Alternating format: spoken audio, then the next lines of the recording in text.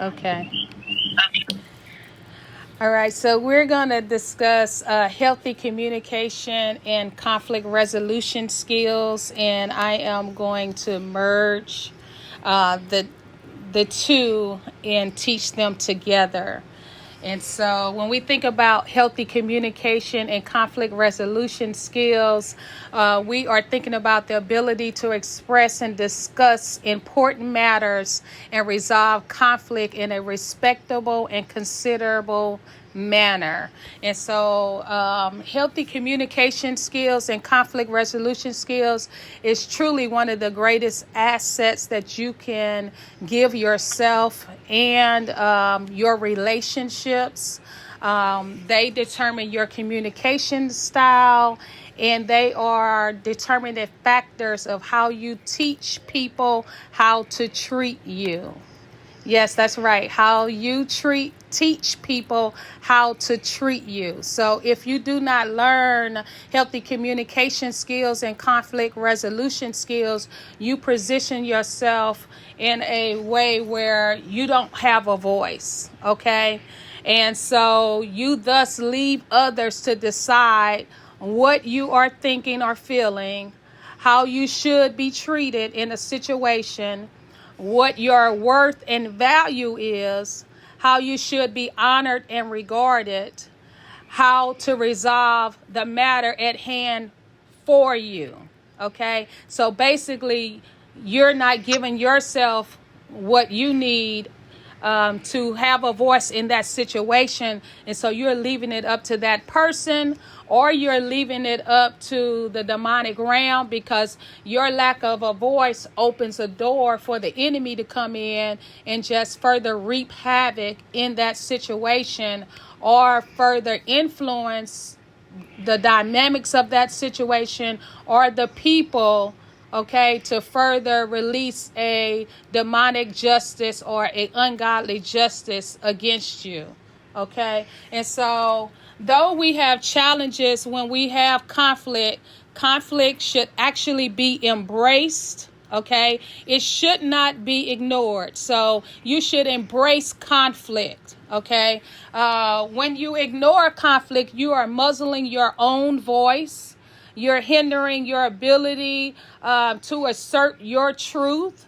And so even though your truth may not be God's truth, or it may not be the truth of the situation, it is still your truth. And when you silence your truth, okay, you don't give yourself a chance in the situation.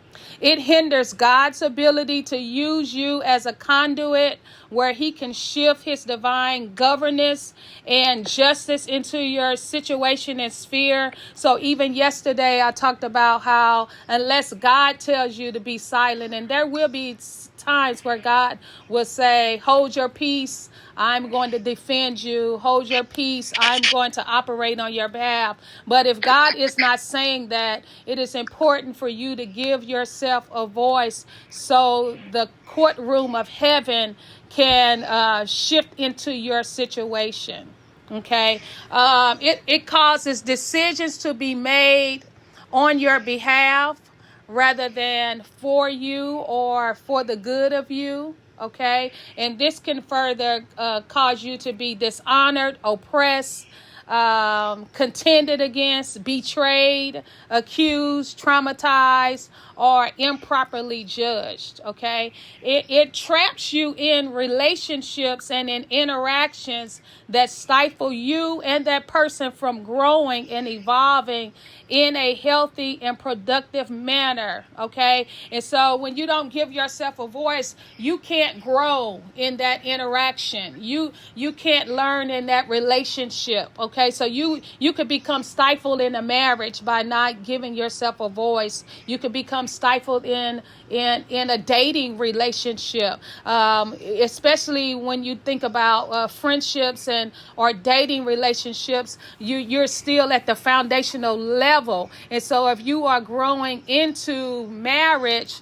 and you're starting off muzzling your voice, not giving yourself a voice, allowing that person to tell you that you shouldn't ask questions in a certain area, that you should not, you don't need to know information in that area. They don't want to talk about that. They don't want to touch that part, or what have you. You're setting a foundation that you're building that relationship up on. And really, you are enacting and causing the relationship to stifle, where you're stuck in false loyalties, a false acceptance of things that are not truly the desires of your heart. You're allowing yourself to be stuck in errant perceptions and expectations. You're enabling that person because that is a part of them that they are not wanting to share with you, and you're enabling that.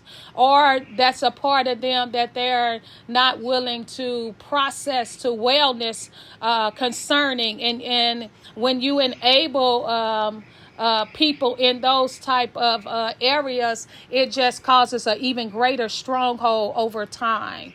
Okay. And then the relationship is surface. So in your mind, you're thinking, oh, we're growing because time has progressed. Where the relationship was 2 months, now it's a year. You're thinking you're growing in relationship, but it's still surface, because conflict or healthy communication, or both of them, would allow you to evolve, where the relationship goes to a deeper place of love, a deeper place of acceptance, safety, protection, honor, regard, healthy loyalties, approval, validation. And when you do not have healthy communication skills, or you're not able to resolve and embrace conflict, you cannot go deeper. So you're just still scaling the surface, but time, you're kind of wasting your time, or you're kind of like lingering in time, hoping that that relationship would evolve into something that it may or may not evolve into. And as a counselor, often what I see is when the relationship evolves over time according to progression of its age, and you're trying to get that person to open up and communicate with you, or resolve conflicts with you, or deal with things that you have pacified over months and years, that person is like, well, you accepted it before, so why is it an issue now? Why are you making it an issue? Why you are causing conflict? And so their mindset is that you're causing drama, you're causing toxicity, you're causing conflict, but truly it was buried in and under the surface. It was buried in the foundation, and it was already there. Okay, because your truth was not revealed when it should have been revealed. And so it's so important to give yourself a voice and be able to express your thoughts and feelings. And even in the workplace, you should give yourself a voice, okay? You should recognize that when we are in the workplace, we are actually going as God's mouthpiece. We are going in the workplace to produce the will and purpose of the Lord in the earth. And so when you think about that, Matthew 5:13 through 16 says, you are the salt of the earth. But if the salt loses its salty taste, it cannot be made salty again. It is good for nothing. It must be thrown out for people to walk on. You are the light that gives light to the world. A city that is built on a hill cannot be hidden. People don't hide a light under a bowl. They put the light on the lampstand. Then the light shines for all the people in the house. In the same way, we should be a light for one another. Live so that they will see the good things you do. Live so that they will praise you and your Father in heaven. And so this was Matthew 5:13 through 16. And that word salt denotes flavor, preservation, and it even is a healing agent.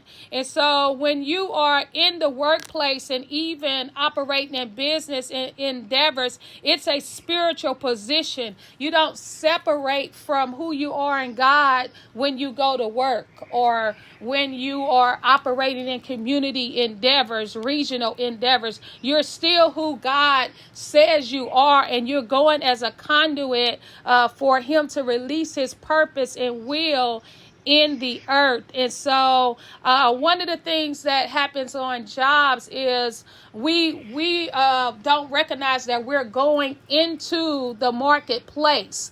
We are going into the world.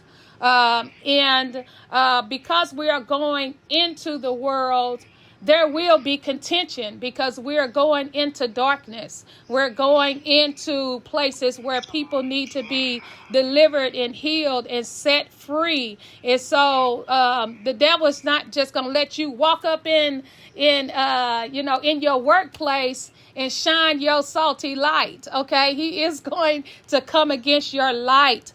In Acts 1:8, it says, "But ye shall receive power after the Holy Ghost has come upon you, and ye shall be a witness unto me both in Jerusalem and in Judea and in Samaria and in the uttermost parts of the earth." That word witness in the Greek actually means martyr. Okay, and we know that when a martyr is somebody that is actually being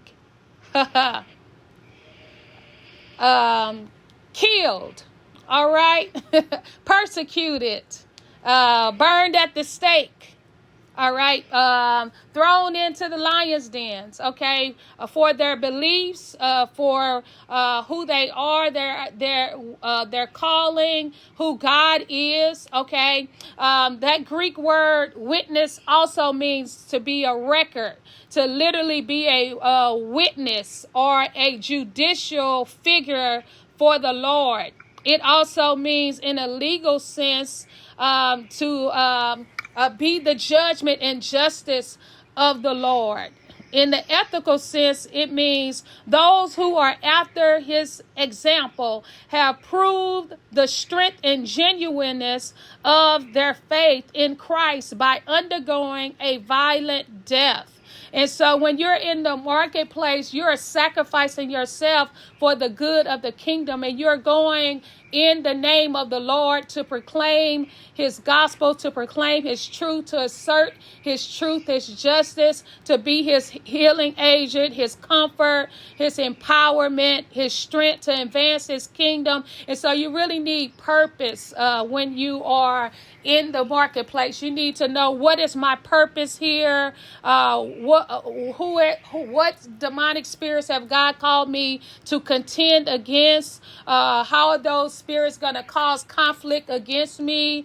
Making sure that you are praying and interceding for yourself and for that sphere of influence that God has given you, and even pushing back darkness, releasing angels to deal with the conflict, and not expecting everything to be nice, sweet, and glorious. But even as conflict would occur, having the skills to deal with the conflict. Okay, having the healthy communication skills and the healthy conflict resolution skills, where you represent God in his Christ likeness, where you are still able to assert his justice and his will and purpose in the earth, but in a manner that honors him, that displays him in a favorable light, and that helps you to be heard and seen, where what you are doing for God is embraced, or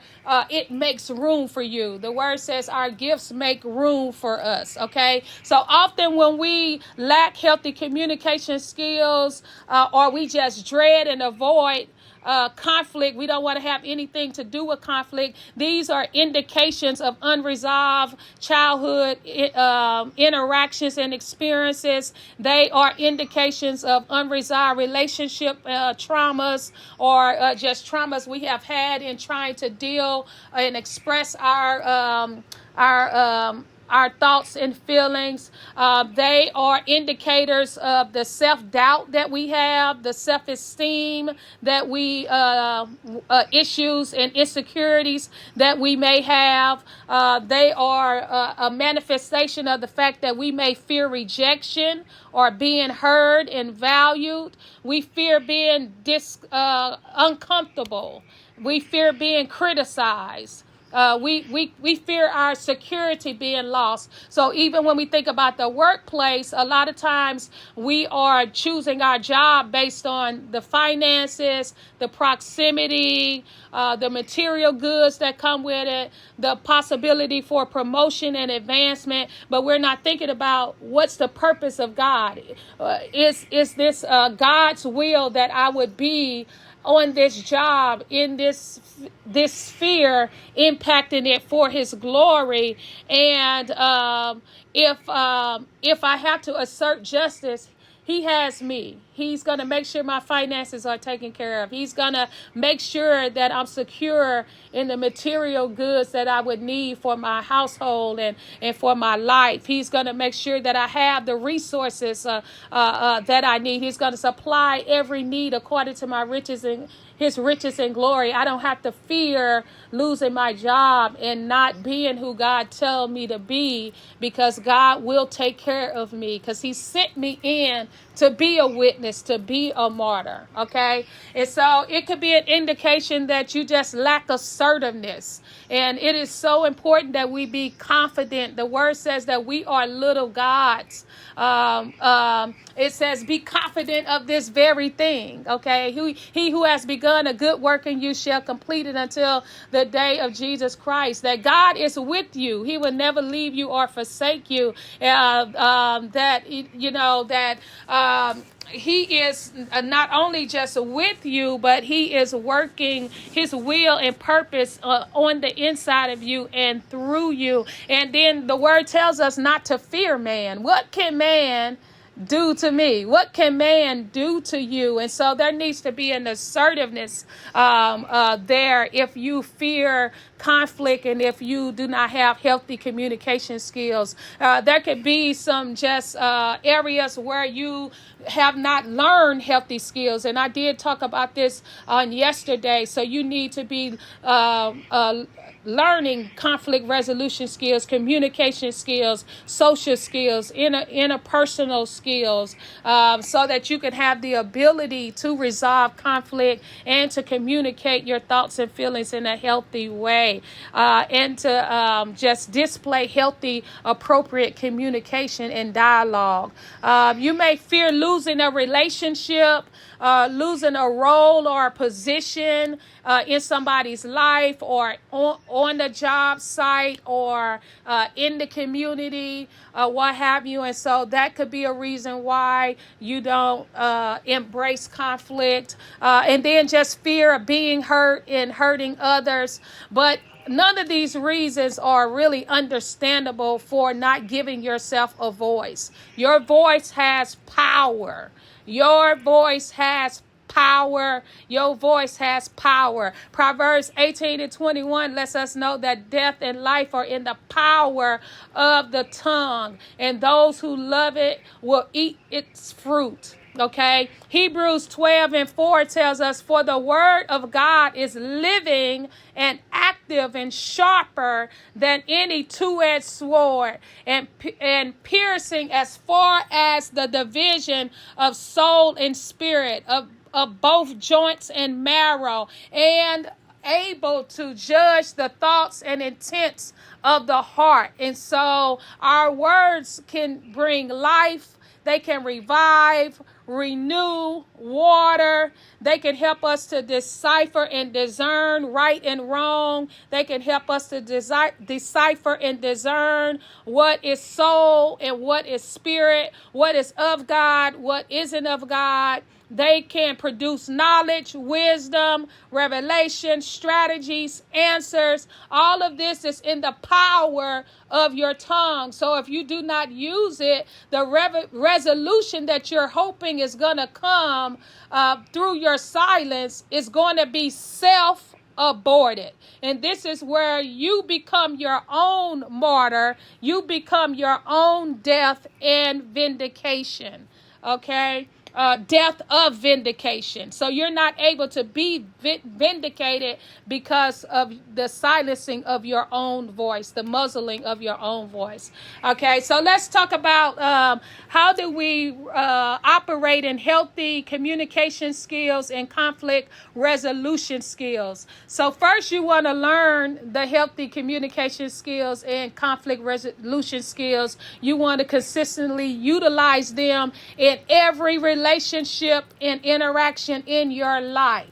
Okay, and so you want to make sure that whatever God wants you to get out of a relationship, you give yourself ample opportunity to receive that by learning appropriate skills, okay, that would help that relationship to evolve, that would teach that person how to treat you, and where you will learn how to treat that person. So even a lot of people that come into my life do not have healthy communication skills, but because I am a communicator, I'm able to teach them communication skills, even as I am teaching them how to treat me. Okay, and so those are things that you can even set goals in your relationships to work on and to implement. All right. And so you can even recognize and discern, okay, this person has rejection issues. So I know that I'm supposed to be in their life.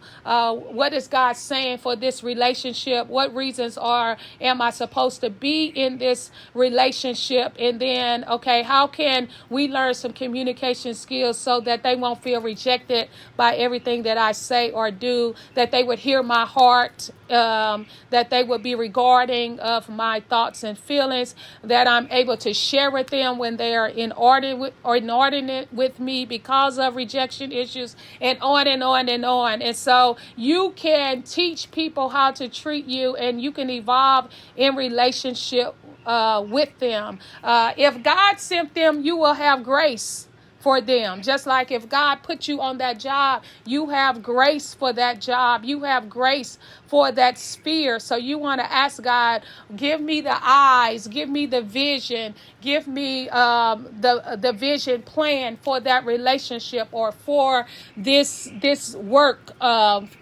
environment that you gave me. Give me grace to labor here and to esteem others higher than myself, to forbear in relationship and interactions with people or with those who I'm privately walking with in relationship and interactions. Okay. And so being able to actively listen is another vital key in healthy communication, and where you are actively listening and working to understand one another while you are exploring your thoughts and feelings. Okay, and so you want to be open to embracing the conflict and acquire and the challenges when they occur. You want to spend time first processing your thoughts and feelings about the conflict with God and exchanging His character, His fruit, His thoughts and feelings for yours. And you'll have to go back to the teaching yesterday to where I talked about maintaining emotional wellness, and also downloading the ebook that will help you on that that point. And then you want to break any demonic powers or bondages that would oppress your thoughts and feelings. And so anything that would trigger you, you want to break the triggers of them. So one thing that happens when we have a conflict is that in our memories, we're reliving that conflict over and over and over. And in our memories, our memory recall, there is power triggers, things that happen in that situation that sets us off. And so, we're constantly reliving words that was spoken or actions that was done or what have you. And those things are what is breeding in the offense or the anger, the rage, the grudge, the hurt. And so you want to command that to come down. All right. The word says that we are to cast down every vain imagination and high thing that exalts itself against the knowledge of God. So that power trigger can actually become a stronghold in your memory at that time, or it can become like an idol where it is dictating to you how you should think or feel. And so you want to break the power triggers of that and command it to be cast down. You want to bind and cast out any spirits behind that power trigger, or any spirits that are binding your emotions and your thoughts. Okay. And so you want to cast those spirits off of you, out of your heart, mind, soul, out of your memory recall. Sometimes triggers can lodge in your senses. So this is where you may be triggered by a smell. You may be triggered by a sound. You may be triggered by a touch. You may be triggered by words, and you can feel the hurt in your heart, or the dagger in your heart, the betrayal, the knife in your back, or what have you. You want to break the power triggers that are lodged in those areas as well. Okay. So it may not just be your memory. It could be in various parts of your body or your heart, mind, and so it could be a binding around your head, or mind blinding where you can't see past that situation. You want to break the power triggers and command that binding to come off. Usually when you're dealing with a mind binding or a mind blinding spirit, it is comparable to like an octopus spirit that has set on the top of your head, and now its tentacles have been put in your ears, in your eyes, in the back of your head where you can't hear or see. And so you want to command the spirit of the octopus to loose you. Okay, and to break off of your head. You might have to apply the helmet of salvation in its place, so that God's salvation and truth, his deliverance, can come up on you and take the place of that demonic crown of the octopus. And we can discuss that at a later time in greater detail.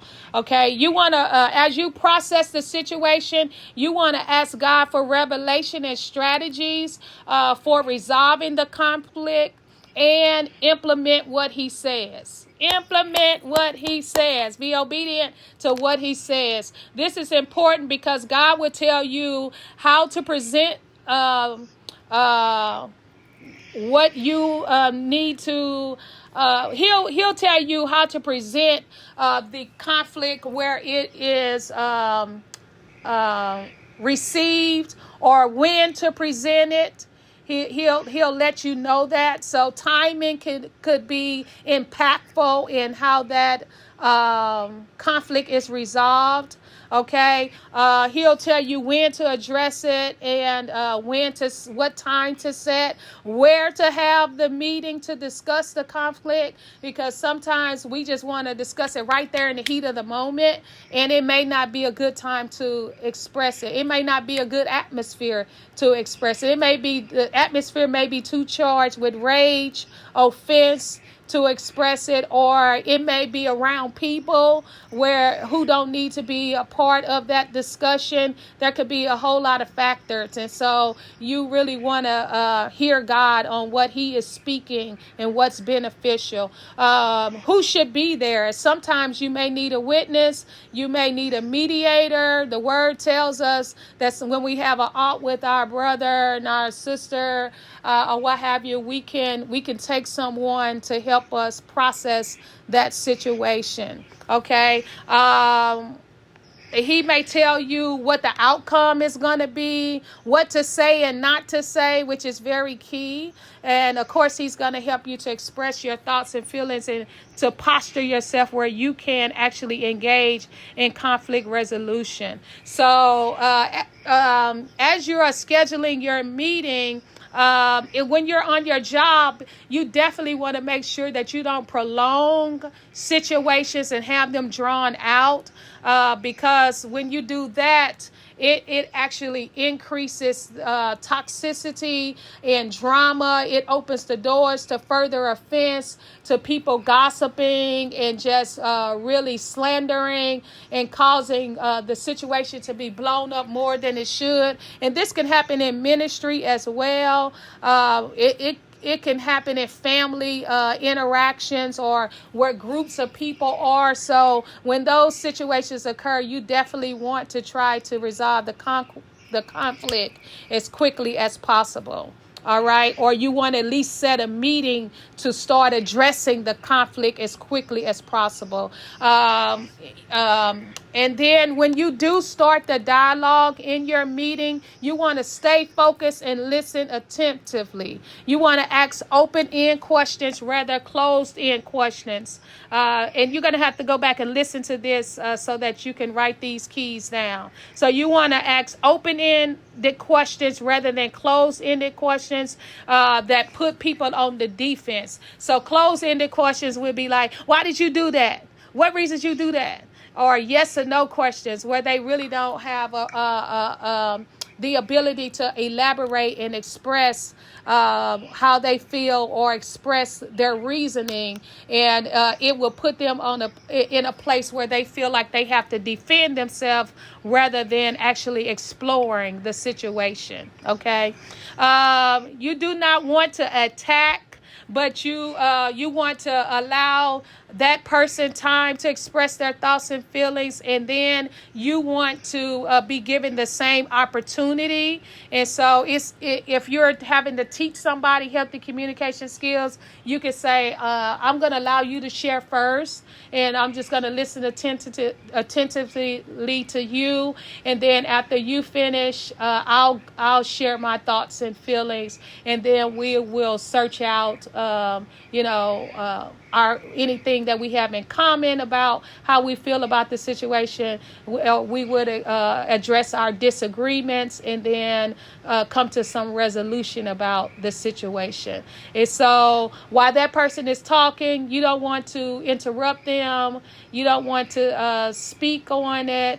And if you do, you want to ask them if it's okay. Like, is it okay for me to interrupt you right now and just address that point? And if they don't want you to, then just make a mental note or jot it down on a notepad. I do recommend maybe taking a notepad so that you can go back and express your thoughts and feelings on that, because a lot of times we're interrupting people because we want to make our right quickly or express our truth quickly, but also they may be throwing a lot of information at us, and so we don't want to miss sharing on a point or giving our perspective on a point. And so it would be good to take notes while people are talking so that you can address the situation. When you are speaking, you want to use I statements, like I feel, I think,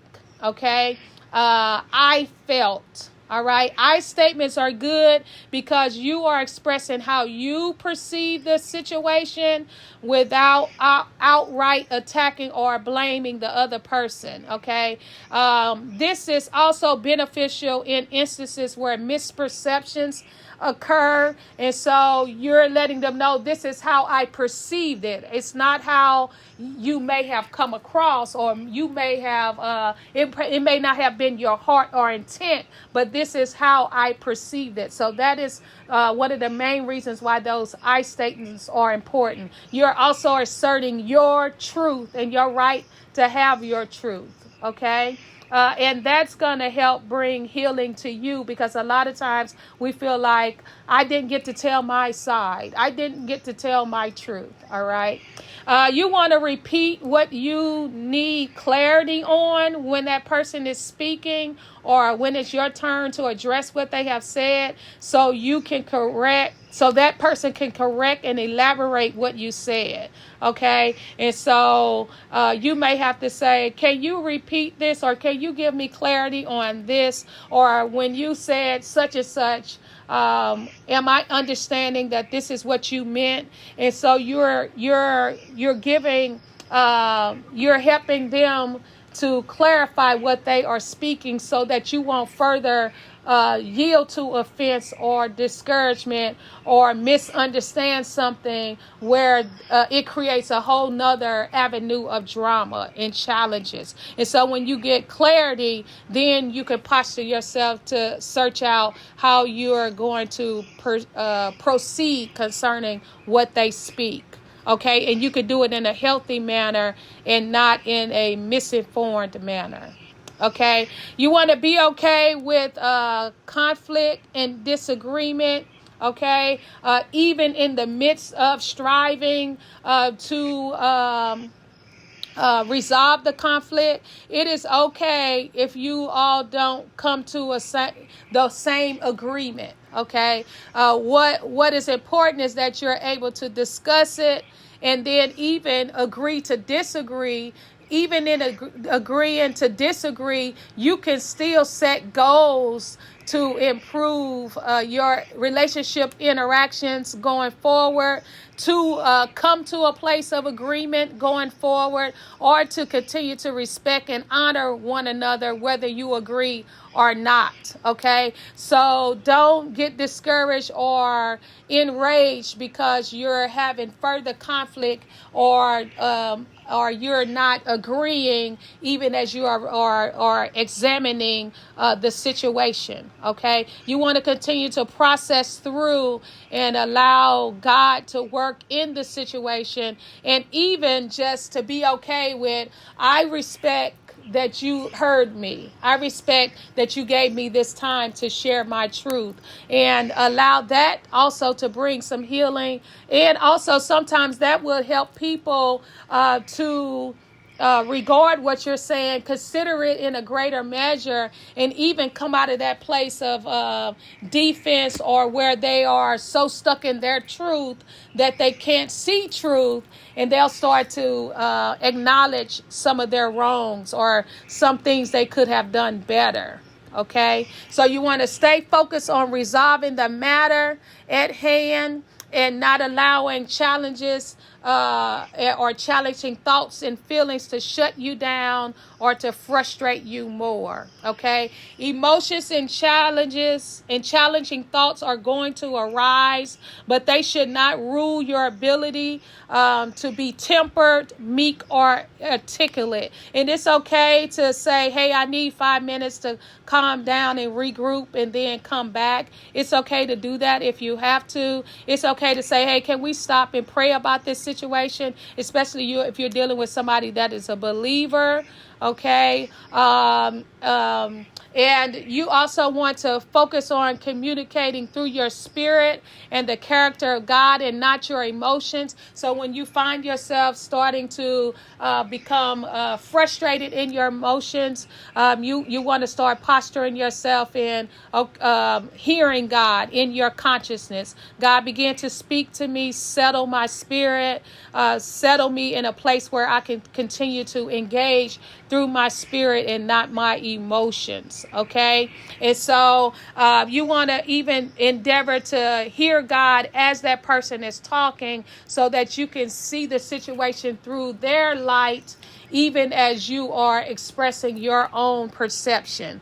And then you want to be honest with your thoughts and feelings. You don't want to sugarcoat them, but you don't want to be disrespectful. Okay, so this is where you need to implement the teaching from yesterday, how you will communicate in a healthy manner your truth without cussing, without being malicious, vengeful, without throwing fiery darts at that person and hitting them with negative words and belittlements. Or what have you. You're still able to express yourself, but in a way that empowers the relationship, empowers the dynamics of the conflict resolution atmosphere and interactions, and even that person. Okay, so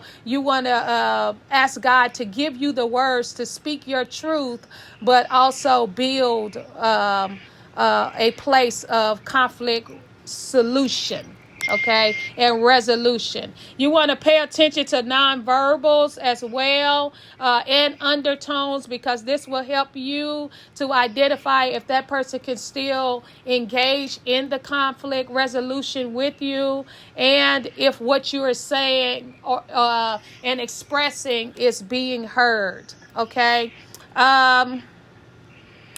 You want to make sure that you are discerning if you are still discussing the conflict at hand, or have you and that person enter into unresolved issues, and unresolved issues have become the catalyst for the conversation. Because when that happens, you want to shift back into the situation at hand. And I recommend that unless somebody is like a mentee of yours, or a spiritual child, or a actual child, or husband or wife, that you steer away from using conflict resolution to those meetings as a time of resolving unresolved issues. Okay, because you could get into all type of just traumatic issues, and then that person is having a breakdown on you, and all you want to do is discuss why you and them got it, disagreed on a work form or something like that, and now you're talking about things that happened in their past and things of that nature, or what have you. And those things can be discussed at a later time, but sometimes people will steer away, and then you don't resolve the conflict, and then you try to come back to the conflict, and they just go into their unresolved issues. Okay, but if you stay on track and say, hey, we just want to stay on track here and just focus on the conversation at hand, then you're able to keep them in a place of accountability and responsibility, and keep yourself in a place of accountability and responsibility, and not using unresolved issues as a catalyst for not changing, and for not resolving conflict properly, or handling conflict properly, or expressing your thoughts and feelings properly. There may be times where you need to process to conflict, and so you may not be able to resolve everything in that one meeting, and that's where you want to say, hey, let's think about this a little bit more, let's set some goals, and then we're going to come back in 3 days or a week and discuss it again. And as long as you have been addressing that situation, you can also even implement ways that you could continue to interact in your home or on your job, in that relationship, even though you still have to process that conflict to wellness. Okay, and that it will also enable you to grow in the relationship, and grow and evolve as a person personally, and with that person, in your love language with them, and with your communication with them. And so I also recommend considering counseling if you cannot resolve a conflict appropriately, especially when you're dealing with family members, marriages, dating, children, things of that nature. And then that way that counselor can teach you healthy communication skills and conflict resolution skills. And I yield my mic. Thank you, Apostle. Thank you for that. Please, the replay is available if you need to come back and to listen to it again. I don't know if anyone has a couple of questions to ask. I love the fact that you mentioned the part that we can agree to disagree, because many a times when we talk about conflict resolution, people think that there always needs to be a point of agreement between two parties. You can agree to disagree, and really what that demonstrates is respect for each other's views. And later on in life, you find out that with that person, you begin to laugh over the differences that you have. Oh, I know you don't agree with this, but blah, blah, blah. And then, it becomes a point that is not so serious because you have respected each other's views. And I think that's something that we, especially as Africans, we struggle with. When I bring this, you have to agree with me. With this person, you have to agree with me. How do we resolve? Okay. There's a question here, Apostle. How do we resolve? How do you resolve a disagreement in a workplace when the other party has refused a conflict resolution? I would take that situation to God in intercession and ask Him to intervene on that situation, or to give you a posture where you could still navigate around that person even though they don't want to resolve conflict. Because when you are talking about your workplace, you're talking about your sphere of dominion. And so everything has to bow and submit to you, whether it likes it or not. Okay. And so, there's a lot of scriptures where God says He would give you people for your inheritance, for your possession. He will subdue your enemy under you. He will subdue people under you. And so though He will bring those people and those experiences under subjection, whether they want to submit or not. But you do have to assert your authority over that in prayer. So I recommend that. You can also ask a supervisor to intervene and have a mediation that way, or what have you. I recommend knowing your policies and procedures on your job. And so even if that person is a supervisor, that policy book is going to tell you how to resolve conflict. So you go to your supervisor, it'll say you go to your supervisor one time or two times. If that doesn't work, then you go to the next person up above your supervisor. And a lot of times we don't know the policies and procedures, so we become challenged when we have conflict with our supervisor, and we think we can't go above them or whatever the case may be. But you have rights, okay? And so you need to know your rights, and that policy and procedure book has to be adhered to according to that business. So that's very important. Even if you file a complaint with the Better Business Bureau or a lawsuit or whatever, they're going to ask you what is the policy and procedures of your place of employment. They're going to want to see the book. They're going to want to see the policies, because they're going to use that to assert your rights and your justice. So you want to know what those are as well. So I recommend those things when you're dealing with someone who doesn't want to resolve conflict. I also would posture myself in a place of where when I'm at work, I'm not everybody's friend. I am there to produce the will and purpose of God in His justice and kingdom advancement in the earth. So that is my focus. So everybody is not gonna like me, and I'm not gonna like everybody, and that's okay. And so my focus would be respect.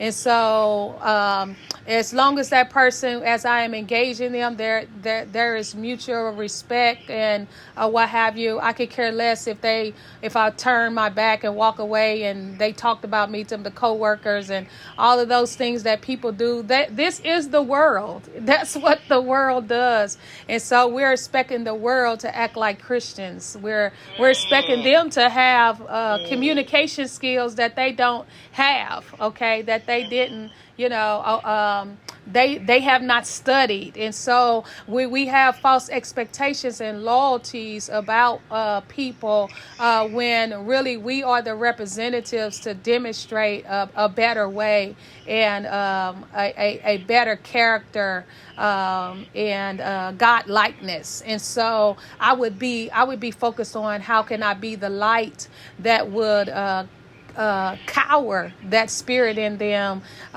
to be subjected under God and to want to change, or that would expose them, because when you are acting in the character and nature of God, it exposes darkness, it exposes people's messiness, and on and on and on. And so I would let my light shine for me, as opposed to be focused on trying to get back at the person, constantly conflicting with the person in a natural way, because it's not a flesh and blood fight if that person does not want to engage in healthy conflict resolution. Then you are in a spiritual fight, and this is not against flesh and blood, but against principalities and powers, ruling spirits, territorial spirits. So what spirit is trying to be territorial in your dominion that God has given you marketplace jurisdiction in? And I yield my night. Blessings. Thank you. I'll take one more question. Any other question from anyone before we close?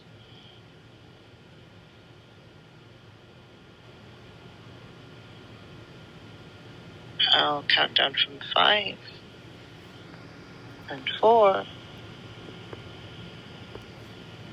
Is that your hand up, or is that you appreciating Brother Lashley? Someone is Pastor Praise. Someone is saying something in the chat. They say, in my case, this person is a leader in the church, but has refused to even engage, saying she is not ready. Mm-hmm. Okay.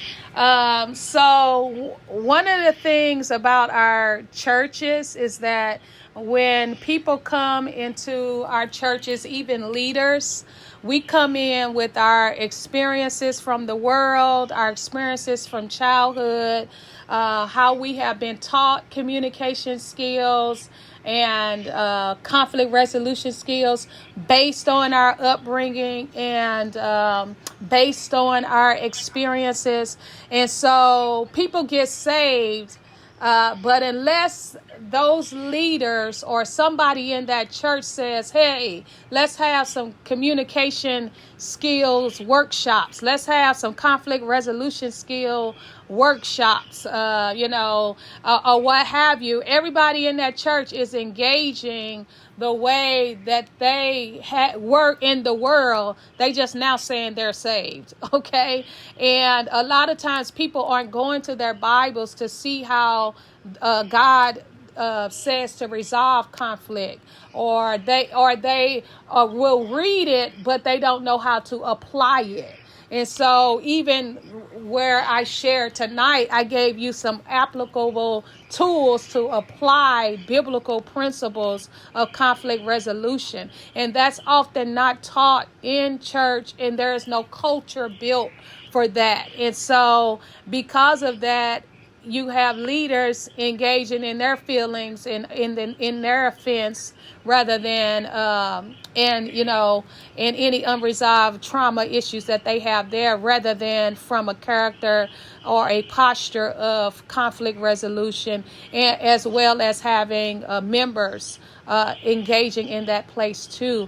And so one of the things that I recommend and that we have done in our ministry is I teach those things. I teach communication skills, conflict resolution skills, and we teach them every 6 months to a year. We're teaching them or what have you. And then even as people are coming into personal mentoring and discipleship, we're teaching them conflict resolution skills, communication skills, interpersonal skills, what have you. We're helping them to identify their poor communication skills and how to gut those out, be healed of the trauma areas. And all those things are very important because you cannot, all right, praise out and shout out trauma and poor communication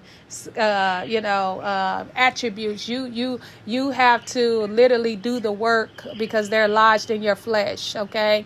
And they're also lodged in your heart, mind, and soul as well. And so they have to be worked out in inner healing. And so I know that we have the expectation that person should want to sit down and communicate with you because they are a leader, but oftentimes they don't have the skills to do that. And so what I would recommend is go to the next leader up and say that you need a mediation between you and that leader. So you might have to go to the pastor or to another leader and ask if they can mediate with you. And then also ask them to have that person search out with God the reason why they're not ready and ways that they can get ready. And so maybe you need to suggest that you all,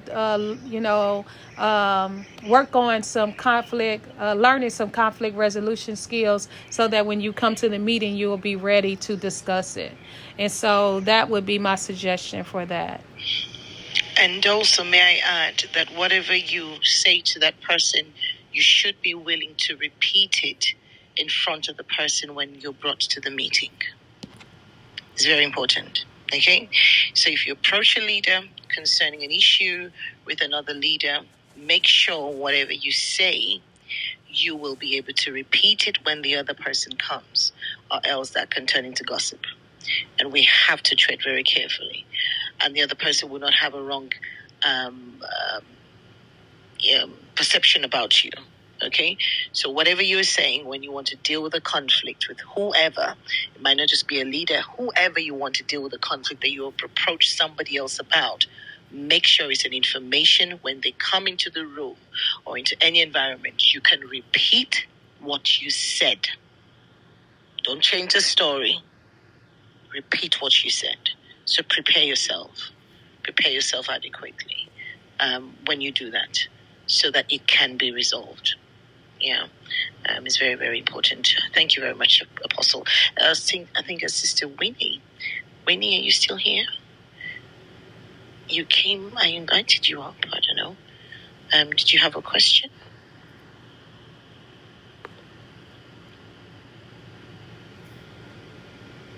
You have to unmute your mic. Okay. Apostle, what you've said is true. Because I work with where I work with the BWP and I work with a group of young people. I'm one of like the oldest people there, and I'm constantly like having to hold back my voice. First of all, like the way they are being brought up, like most of them are born in the UK, and the culture, the way they see things, there's a lot of gossip going on in there. At times, I reach out to the youngsters. I see what they're going through because spiritually, my eyes are open to see what is happening in there. But what I constantly find myself in is like it's as if I drag the situation, and there's like a lot of gossip. Then I get hurt. I withdraw. It's like I find that from what you've said, I find that my communication skills is a bit low because even where I'm coming from as well, back home, I can just see from everything you've said, I can just see where the loopholes are, where the stumbling blocks are. But now my question is, at work, At times I don't know how to let my voice be heard. Spiritually, I pray, but when it comes to physically, I withdraw. I shy away. And it's like every day it hurts me. Every time I leave work, I feel like saying something. And at times it's so much because I've held it back in. I now want to like say it out the wrong way. As in I want to like scream and shout and pull down the building. But I still like hold back myself because I know that I'm carrying Christ and I just have to be quiet. But I know that that's not being, I don't have to be quiet. I have to say something. I don't know. How do I go about it? Blessings to you. I would first search out if where the silencing of your voice or muzzling your own voice stem from. Is that something from your childhood? And we discussed that yesterday, where I talked about what stays in this house. What goes on in this house stays in this house. Children are seen and not heard. Just things that are spoken over us that would cause our voice to be muzzled.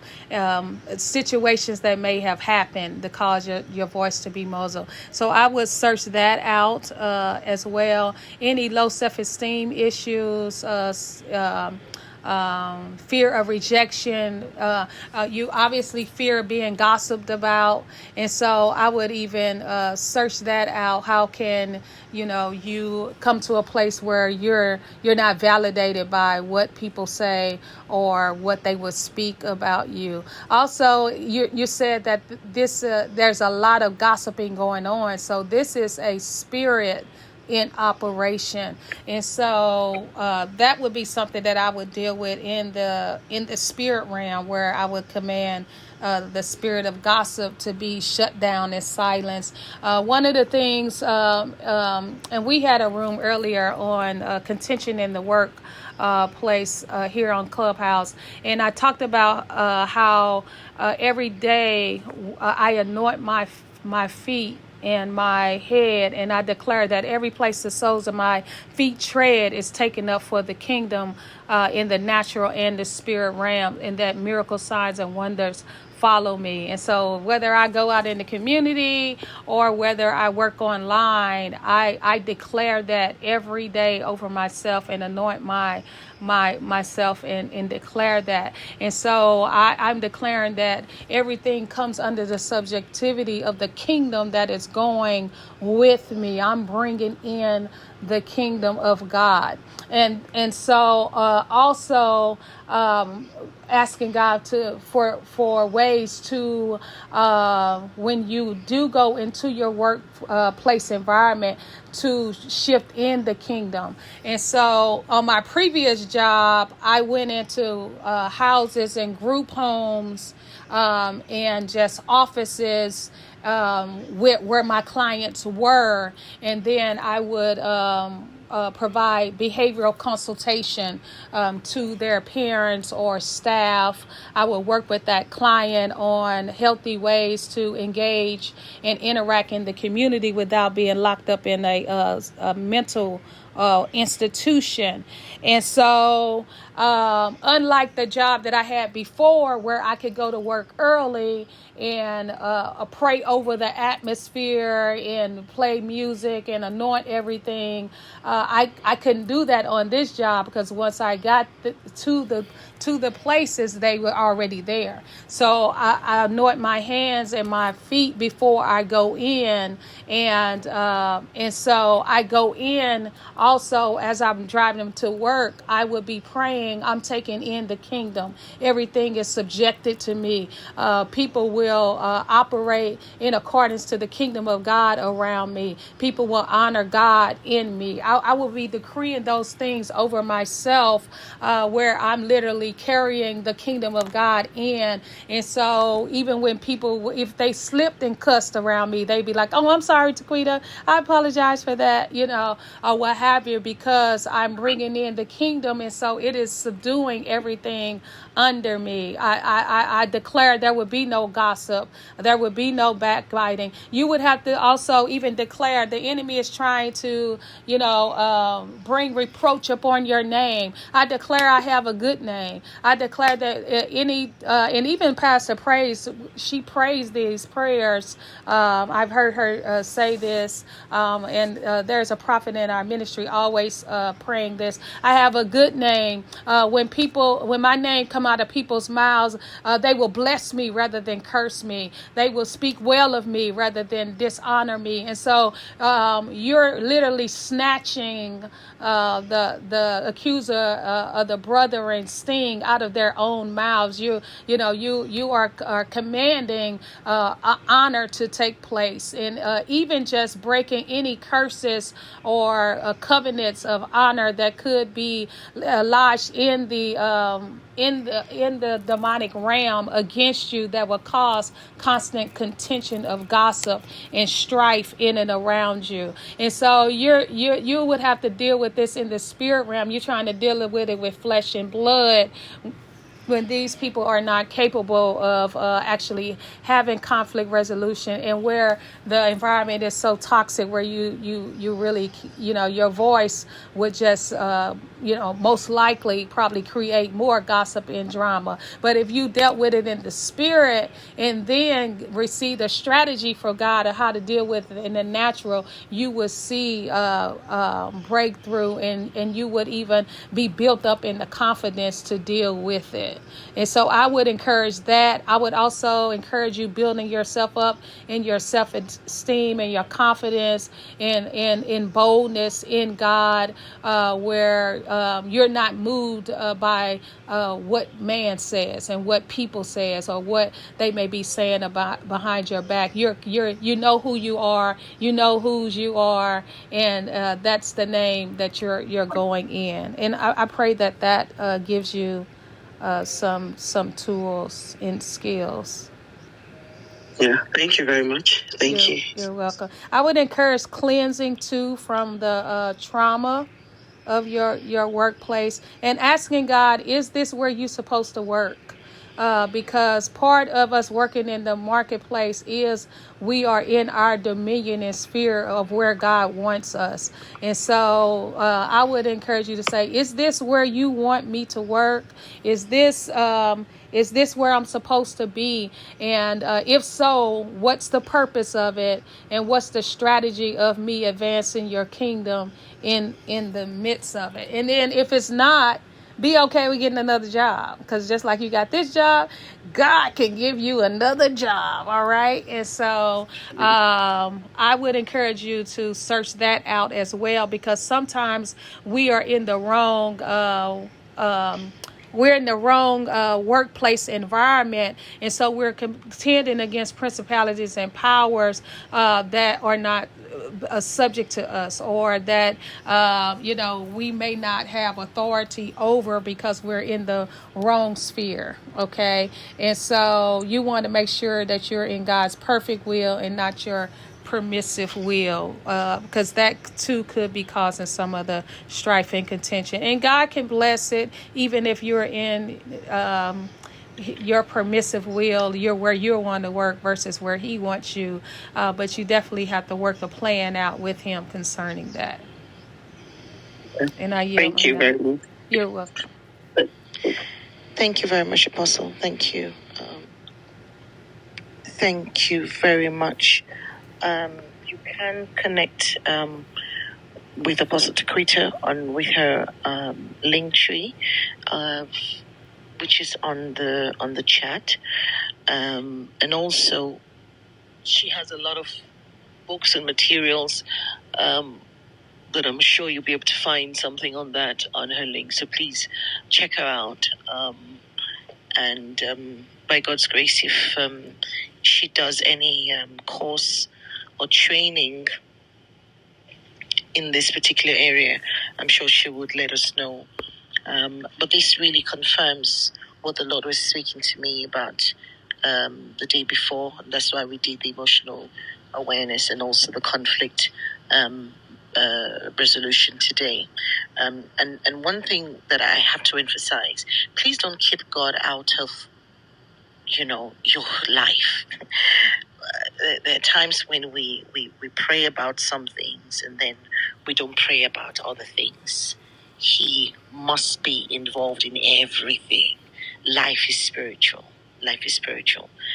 So when we're praying about your work, please focus on it. When we're praying about home, focus on it. When we're praying about your neighborhood, focus on it. It's very, very important, because these are atmospheres and spaces that we occupy, that you have a position as a child of God, as a son of God. He has given us dominion. And when he gives us instructions, we must then follow. Okay? You're not just here as a woman, you're not just here as a man. You have a spiritual position. You have a spiritual position. You have a spiritual assignment. Okay, so there are things that it's not just powers in your mother's and father's house that we're contending with. We're contending with forces in the marketplace. We're contending. Your existence is a contention because you belong to another kingdom. Okay, so when we have these things that we are dealing with, I don't take anything for granted. I really don't. I'll share this as a testimony that every time I used to work in the marketplace, I would say, anyone that wants to stand in my way, anyone, Father, I work here on your assignment, anyone that wants to stand in my way, I shift them out of their position. Not from a place of, what would I say, I'm better than anybody else, but you don't know what those people have got with them and what the enemy might want to use. And I've seen, there was a particular situation when Apostle was talking about dealing with conflict. There was a particular, many years ago now, this was in like 2000. No, I was in the job in 1999, 2000. Yes. This guy did something to me. I walked into a place, there was a lot of pressure. He pushed me out of a room, and which was wrong. He shouldn't have done that. And I think I can't remember if I did report the situation or somebody else reported the situation. And my manager called me and she said to me, I need you to write a report on the incident. And then, as sometimes we've been naive in situations. So I didn't, because I was saying, oh, it's okay, I don't want to report him, blah, blah, blah. And I had an appraisal with this manager, and I was marked down because I did not write a report. I looked at this lady, I remember her name, Harriet. I was like, really? Because I didn't report, because I didn't complain about someone, which I decided to let go? She says, yes, praise, because you did not write a report on the incident. I'm marking you down for your appraisal. In one area. So I came out of that room, and I've seen myself coming out of the room. I was like, God, this is not right. This is not fair. Because I choose to have mercy on this person, and this is what's now working against me. I refuse that. Anyway, long and short of the story, I took that whole matter to the Lord. The building was a building that had 3 floors: the basement, the ground level, and the top level. This guy worked on the main floor. I was downstairs one day, and somebody came to me and said, did you just hear what just happened? I said, no. It was a guy that had offended me that was walked out of the building because he did the same thing to somebody else. He was walked out of the building. And I was like, wow, this is how the Lord can vindicate us and would vindicate us when we take matters to him. Okay? Because he's a just God. So don't take a posture of wrong and present it to God that is right. He wouldn't he wouldn't stand for what is right and call it wrong. But when you are innocent about a situation and he sees and he knows your heart and he knows the other person's heart, he would vindicate you. So let's not leave him out of anything. He would handle the matters for us, and I pray that we'll also find a voice, and as we pray, we'll gain confidence in dealing with issues. I would often say, and I'll end with this: when you sweep things out of the carpet, they stay under the carpet. They don't disappear. Sometimes we ignore things thinking that they will just disappear. They don't. If you sweep things under the carpet, they'll remain under the carpet. And that's why things keep showing up and showing up and showing up, because we did not deal with those things. And we don't have to deal with them, in anger and rage, but we can deal with them from a very mature place. Very mature place. And the Lord will continue to help us in Jesus' name. So please come back and listen to the teaching. Thank you very much, Apostle. And if you need counseling, if you think you need counseling, because one of the things that Apostles mentioned was about childhood traumas and childhood experiences that have held us captive, and we might not realize that that's what's happening. If you need counseling, please reach out to her. She runs services for counseling, and she'll be able to help you to unravel those things and deal with them, so that you can be free, because he who the Son sets free is free indeed. Thank you so much,